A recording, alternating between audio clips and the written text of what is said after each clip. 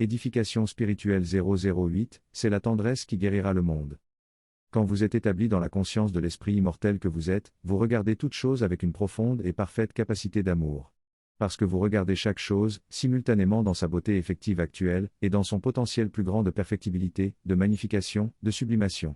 Et non seulement vous êtes pleinement disposé à célébrer la beauté effective actuelle de chaque chose, mais vous êtes aussi pleinement disposé à contribuer avec intelligence et avec volonté au perfectionnement plus grand de chaque chose. Et c'est cela une profonde et parfaite capacité d'amour, c'est une profonde et parfaite volonté de beauté.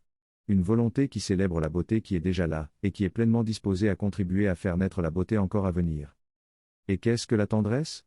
C'est l'attitude de l'amour et c'est le geste de l'amour.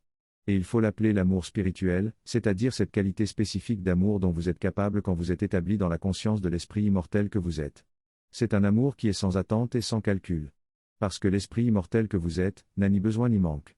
Et donc rien qui soit en lui de l'ordre du désir, et encore rien qui soit en lui de l'ordre d'un quelconque intérêt. L'esprit immortel que vous êtes, est immortel. Il n'y a rien en lui qui ait besoin d'être protégé ou d'être défendu, car il n'y a rien en lui qui soit sujet à l'altération ou à la dégradation. Seul un être conscient d'être un esprit immortel, et établi dans cette conscience, est capable d'aimer d'un amour pur et libre.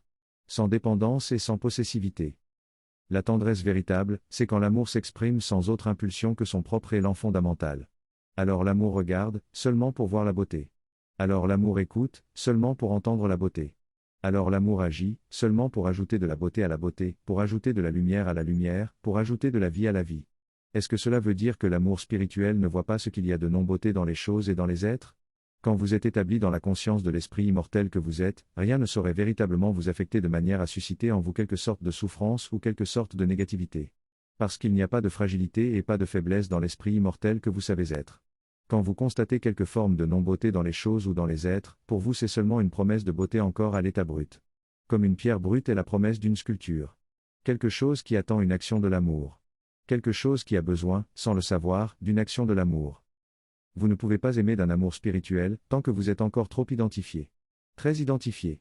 À votre complexie, ont de chair et de sang. À votre complexion humaine.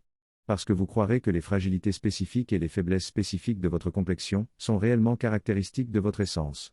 Et parce que vous croirez que les besoins spécifiques et les manques spécifiques de votre complexion sont réellement intrinsèques à votre essence. Vous ne pouvez pas aimer d'un amour libre et pur, si vous croyez être une créature mortelle. Parce que vous serez alors toujours rattrapé par quelque forme de souffrance lorsque les interactions avec les choses et les êtres appuieront sur l'une ou l'autre des fragilités et des faiblesses de votre complexion humaine.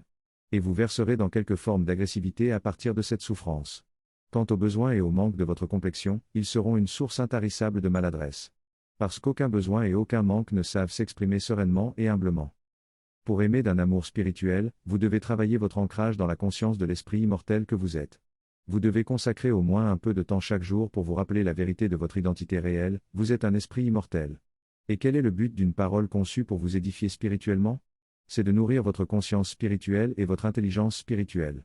C'est de réduire peu à peu votre identification à la complexion mortelle, et vous aider à vivifier au fil des jours, la conscience de l'esprit immortel que vous êtes.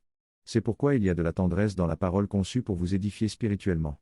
Parce que c'est une parole d'amour, et cet amour vient de la conscience de l'esprit immortel. Sensei, Cyril Adongasu.